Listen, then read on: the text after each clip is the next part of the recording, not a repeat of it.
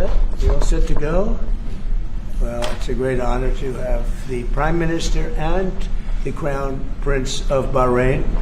That's a fancy two titles, I want to tell you. I don't know if I'd rather be the Prime Minister or the Crown Prince. I think I'd take the Crown Prince. And very importantly, your son, your beautiful son, who has a great reputation, you know that. Thank you, Mr. President. Great reputation as a smart, hard-working guy, so it's good to say hello to you. Congratulations.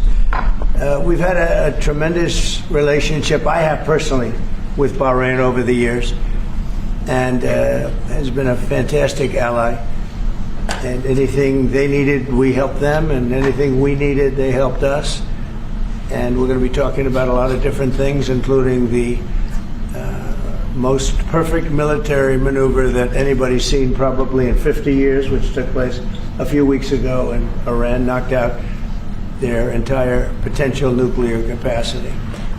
And it was obliterated. You know, I used that term. They said, well, maybe that's too much. I said, no, it turned out it was more than obliterated. They can't go back. And we're just really going to talk about some things, including trade. We're going to be discussing trade. We do a lot of trading with Bahrain.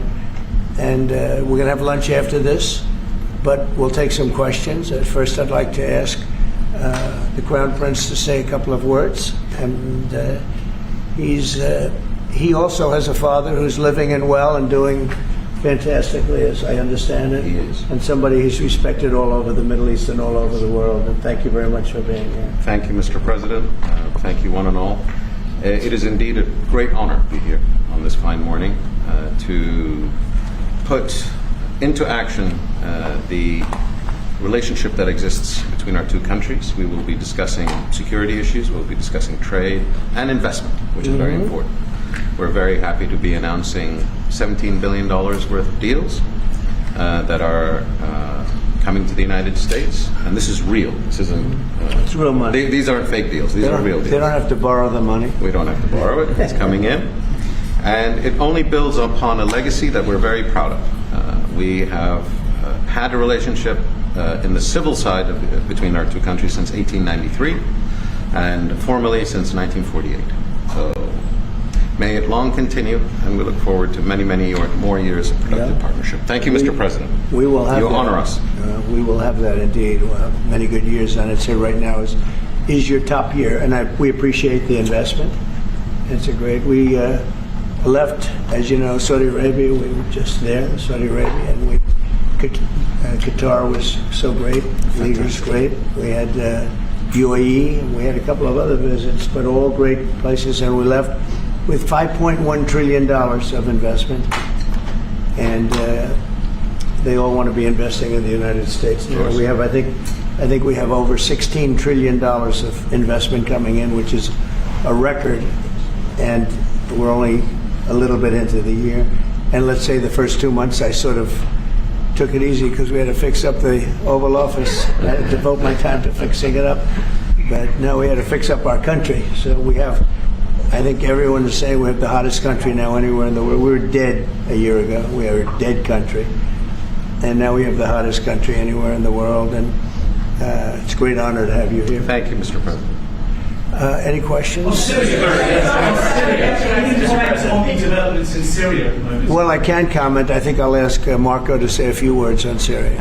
Yeah, it's complicated, obviously. These are historic, long-time rivalries between different groups in the south-west of Syria, Bedouins, the Druze community, and it led to an unfortunate situation and a misunderstanding, it looks like, between the Israeli side and the Syrian side. So we've been engaged with them all morning long and all night long with both sides, and we think we're on our way towards a real de-escalation and then hopefully get back on track in helping Syria build a country and arriving at a situation there in the Middle East is far more stable. So in the next few hours, we hope to see some real progress to end what you've been seeing over the last couple hours. Mr.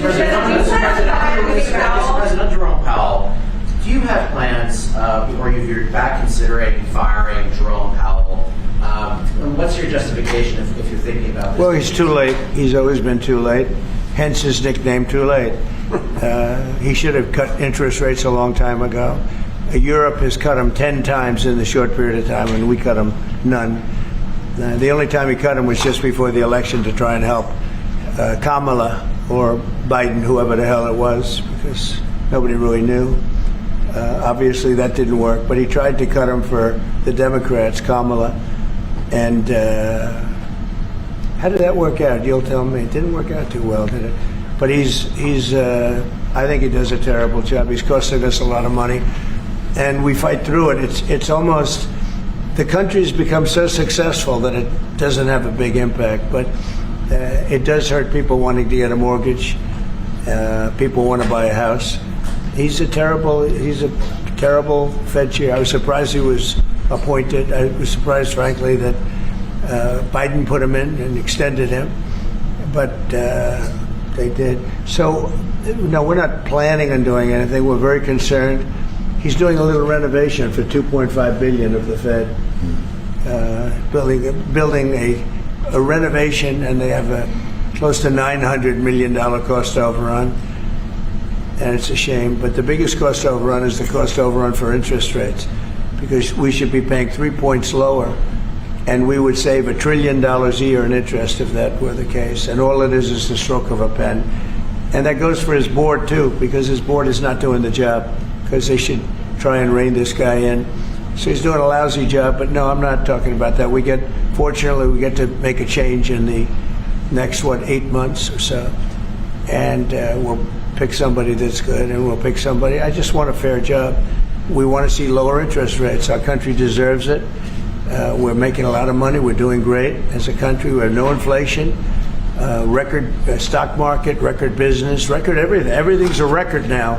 We had the worst inflation in history under Biden, and now we have almost no inflation. We've done a great job, and we should have the interest rates cut. So you're saying the other day that Scott Bessent, you're so happy with the Treasury that he's not your top option to replace Jerome Powell, whenever that may be, whenever you decide what you want to do with him. No, Scott's doing a very good job. I'm very happy with Scott, which I'd rather keep him. Kevin's somebody would consider. Kevin is fantastic, too. We have a lot of good people for that job. It's not a tough job, to be honest.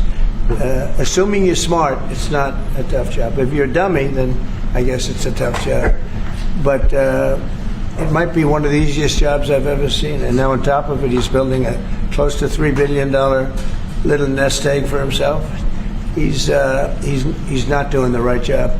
We should be saving $1 trillion a year in interest. When he talks about cost, we should be saving. Think of it, $1 trillion a year. Add that with the tariffs and everything else.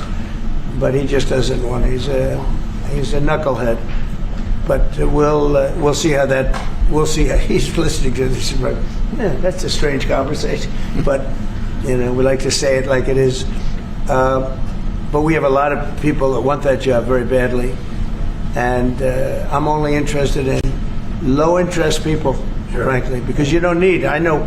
So they had the 71 different economists and people experts that they picked about a month ago. I was the only one, along with one person from maybe the Wharton School of Finance. The two of us got it right. 69 people, including Powell, got it wrong. And he wants to hire thousands of new people to help him decide where we're going in the future. It only takes one good mind. It doesn't take 5,000 good minds. So they're expanding the Fed. It's the dumbest thing I've heard of. But it's very autonomous. Just to follow up on that, sir, are you completely ruling out the idea of firing Jerome Powell? I don't rule out anything, but I think it's highly unlikely unless he has to leave for fraud. I mean, it's possible there's fraud involved with the $2.7 billion renovation. This is a renovation. How do you spend $2.7 billion? And he didn't have proper clearance, et cetera, et cetera. So that's going on. So there could be something to that, but I think he's not doing a good job. He's got a very easy job to do. You know what he has to do? Lower interest rates.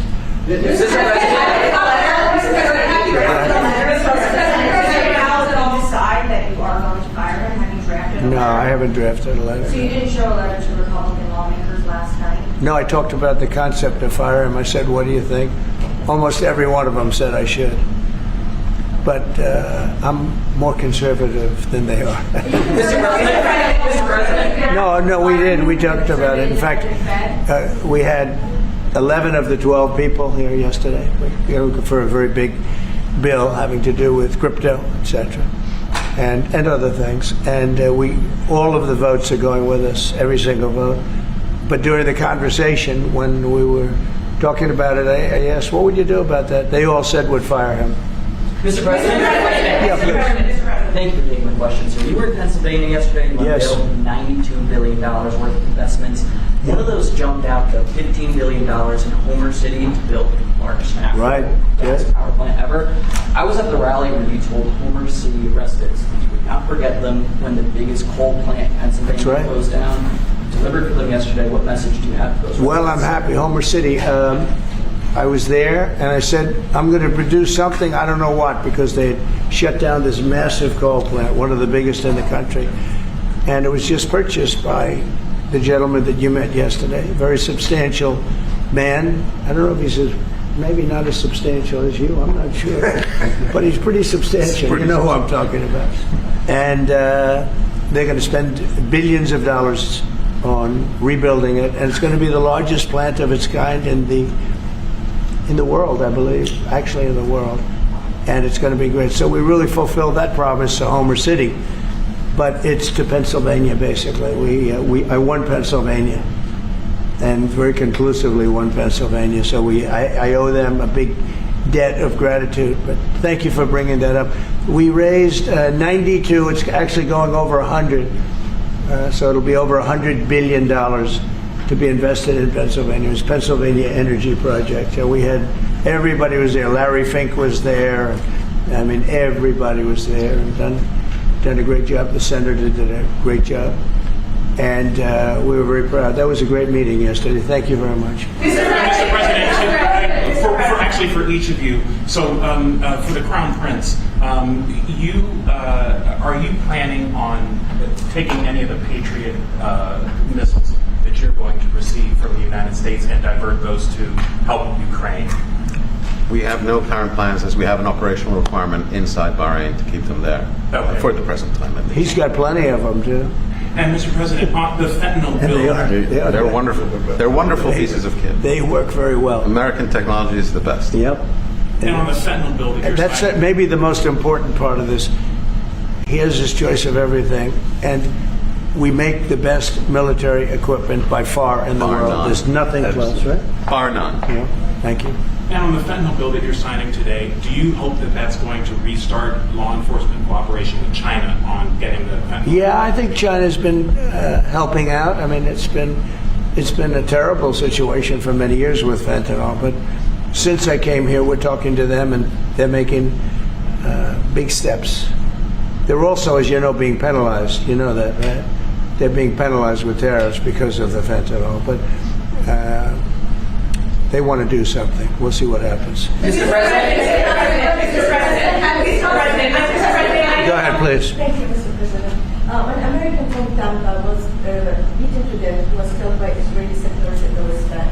His family has been calling on you to help prosecute his killers. Are you going to do that, an American from Tampa? Yeah, your first sentence is really. Go ahead. An American citizen from Tampa, Florida, has been killed in the West Bank. His family has been asking you to prosecute him. Are you going to help? You know about Yeah, well, so first of all, if you've seen yesterday, Ambassador Huckabee has asked the Israelis to conduct an investigation. We want to get all the information about who was involved. We protect all American citizens anywhere in the world, especially if they're unjustly murdered or killed. So we're gathering more information, but I hope you saw yesterday Ambassador Huckabee in Israel asked the Israeli authorities to produce an investigation and concrete information about who was responsible for his murder. They're reporting that tomorrow. We have a meeting on it. They're going to be reporting that to me. Yeah. Do you think that the Gulf area now is more secure? And do you believe that a negotiation with Iran is necessary at this stage? Well, I definitely believe that the volatility of the situation has been reduced. And we didn't know where it was going to go on the Sunday. We were very glad when we found out on the Monday. Let me put it that way. And should the Iranians want to negotiate, I believe the ball's in their court. That is the true reality of where we stand today. They are the ones that stand to benefit from a negotiation. And they do. They want to negotiate. They want to negotiate badly. We're in no rush because, we said we could have made a deal. They should have made a deal.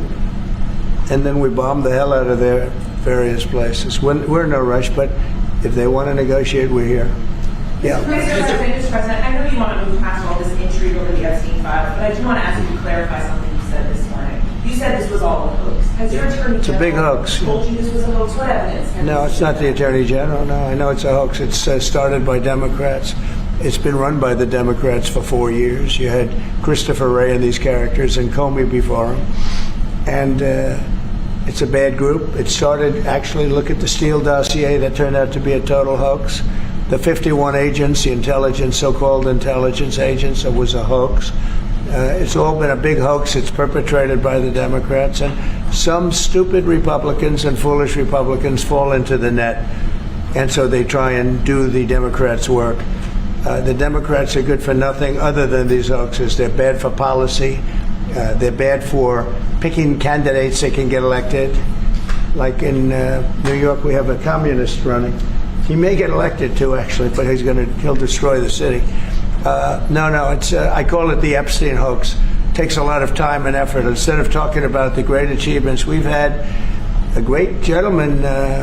Yesterday, as you know, went on CNBC and he made the statement that Trump may go down as the greatest president of all in the United States. And instead of talking about the things we've achieved, we've had tremendous achievement. They're wasting their time with a guy who obviously had some very serious problems, who died 3-4 years ago.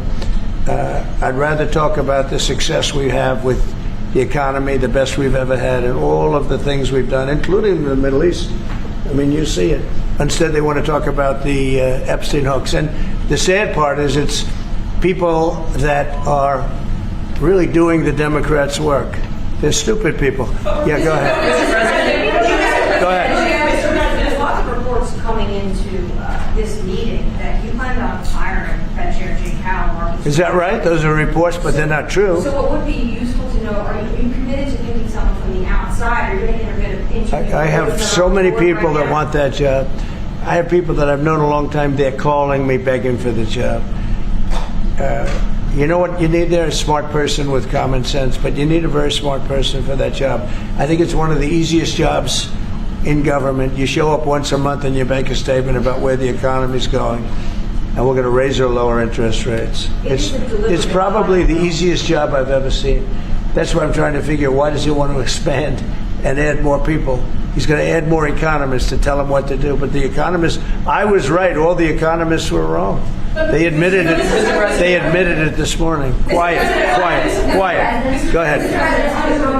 You mentioned fraud in an earlier answer. Are you saying you want to investigate the Fed chair for fraud related to this renovation? Well, I think he's already under investigation. He spent far more money than he was supposed to on rebuilding. I didn't see him as being the kind of guy that would want to have parks, rooftop parks, and everything else on top of buildings. But who wants to spend that money for the Fed?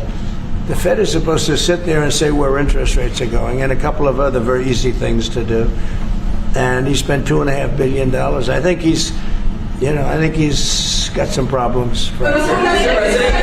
President, thank you, sir. You also reported a monthly surplus in the month. That's right, $25 billion. A ton of money with these new tariff rates coming into effect on August 1st. And bringing in even more tariff revenue, specifically. How much revenue do you think we can consistently bring in from these tariffs? And how big of a game changer is this, not only for the economy, but also for fiscal responsibility? Well, we're going to be bringing in, already we've brought in over $100 billion.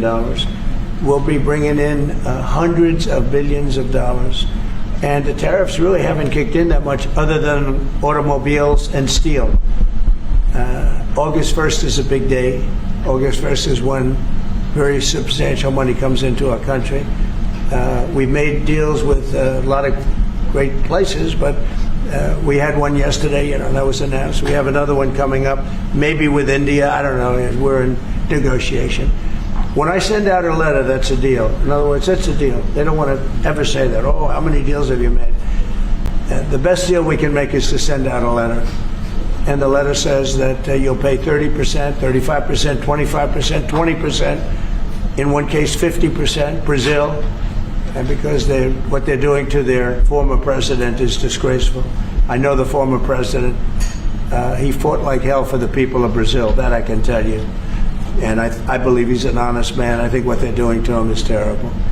So, yeah, we have some pretty good deals to announce, but every time we send out a letter, that's a deal. The big one really is going to be on the 150 countries that we're really not negotiating with, and they're smaller. We don't do much business with them. Because you have a lot of countries, you have over 200 countries, and a lot of people don't know this, but we'll have well over 150 countries that we're just going to send a notice of payment out, and the notice of payment is going to say what the tariff, and it's all going to be the same for everyone, for that group. They don't, they're not big countries, and they don't do that much business. It's not like the ones that we've agreed with, like China, like Japan, where we're negotiating with them, but I think probably we'll live by the letter with Japan. We're very close to a deal with India where they open it up. Indonesia yesterday was, it wasn't an open country, now it is. And they have tremendous copper, quality copper, and probably the most copper. And we made a deal with Indonesia. We pay no tariff, zero, and we have total access to trade. That's a phenomenal deal for our companies. And we've agreed with them, as you know, on 19%. They pay 19%. And it's a good deal for them, and it's a good deal for us in that case. But we have a number of them coming up. But overall, we're doing well, and we're taking in a lot of money, a lot of money. We have the number one, we have the most oil of any country in the world, even more than them, which is hard to believe. But we have a little larger piece of land, right? We do, sir. But we're number one in the world in oil, and we're drilling, and today it hit $64 a barrel, which is great. And that'll help stop wars, actually. If you want to know the truth, it's going to help stop wars. And we hope to get it down a little bit more. But we have oil down to $2, $2.25, $2.50 in numerous states. We had one at $1.98 a gallon. And that's a great thing. That's one of the reasons that inflation's in check. When you can do that, you stop the inflation. What Biden did is he ended our policies, went to his policies. He didn't have a policy.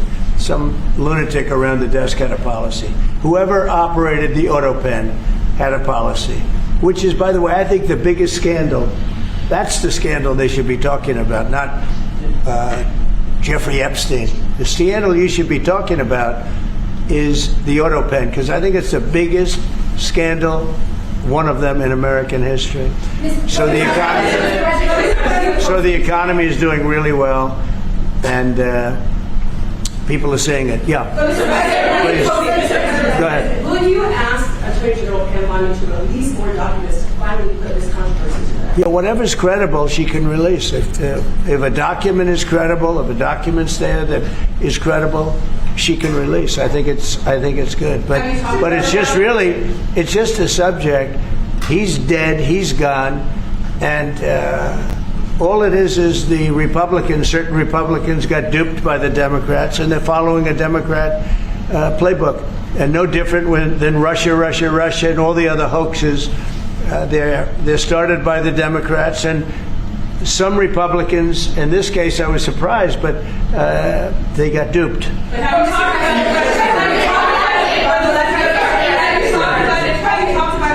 Go ahead. First of all, you were under high-ranking officials, whether it's been your FBI director or Pam Bondi, they have made some inconsistent statements in the past. Well, I don't know. I can't speak about him, but I can say that Pam Bondi, I really think that she's done very good. She says, I gave you all the credible information. And if she finds any more credible information, she'll give that too. What more can she do than that? I mean, honestly, what more can she do? And we do have bigger problems. You know, we have problems with millions of illegal people that came in here, and they're killers and murderers. We have 11,888 murderers that were allowed into our country by Biden, sleepy Joe Biden, stupid Joe Biden. He allowed them into our country. And you know what? We got to do something about it. She's got a lot of things she's working on. And, you know, it's very sad that somebody can be waylaid, that just get waylaid. But I think she's doing a great job, personally. Go ahead. On your Tube Social this morning, you mentioned past supporters when we were talking about the Epstein issue. Does that mean that you're effectively disowning any supporters? No, but I lost a lot of faith in certain people. Yeah, I lost because they got duped by the Democrats. The Democrats are good for nothing. They've done a terrible job. They almost destroyed our country. If I didn't get elected, all these numbers you're hearing about, they found $25 billion and another 25 is coming in, and hundreds of billions of dollars is pouring into our country. And we just got the biggest tax cut in history. We just got the biggest regulation cuts in history. There'll be no tax on tips. There'll be no tax on Social Security. There'll be no tax on overtime. There'll be no tax on so many other things. You're allowed to deduct your interest from a car payment. That's never happened before. You borrow interest. You borrow money to buy a car if the car is made in America. And by the way, factories are being built all over America. Car factories, AI factories. But you get a deduction on your interest. Nobody ever thought of that before. It never happened before. And, you know, these are the things that they should be talking about. The Big Beautiful Bill is one of the greatest pieces of legislation ever in this country. And the Democrats have nothing to combat it. So they say, oh, it's death. Death. Oh, that's good. And then they give it to the fake news, which is you and a few others. And the fake news talks about the bill is death. The bill is actually life. The bill is life, and it saves our country. This bill is incredible. Look at the results already. So we have $16 trillion being invested in our country. And this great gentleman and his family just came in with another billions of dollars. And if he didn't like the country, if he didn't like where we were going, he's very smart. He'd come, maybe he wouldn't even come. I think maybe it wouldn't even come. You'd save your time. But, you know, it's one of those things. But if he didn't like where this country was, he wouldn't be investing billions of dollars in this country. But think of it, $16 trillion, more than has ever been even contemplated before. And we haven't even started yet. So that's what I want to talk about. I want to talk about the success. And the Democrats have nothing to show for what they do. They almost destroyed. They allowed 25 million people to come into our country, gang members, jailbirds, from all over the world, not South America, from all over the world. They allowed them to come into our country from mental institutions, insane asylums, just walk right through. They couldn't come into your country. They couldn't come into any country in the world except our country. And they came in from the worst places, gang members, drug dealers. They all came in. Turn it off, please. They all came in, and I'm doing something about it. We have it under check right now. We got rid of a lot of the murderers already. Some of them we put in our prisons because they're so bad we don't want to take a chance in putting them in a foreign prison and have them come back. But we've done a great job. Our country's in great shape. We literally have the hottest country anywhere in the world right now.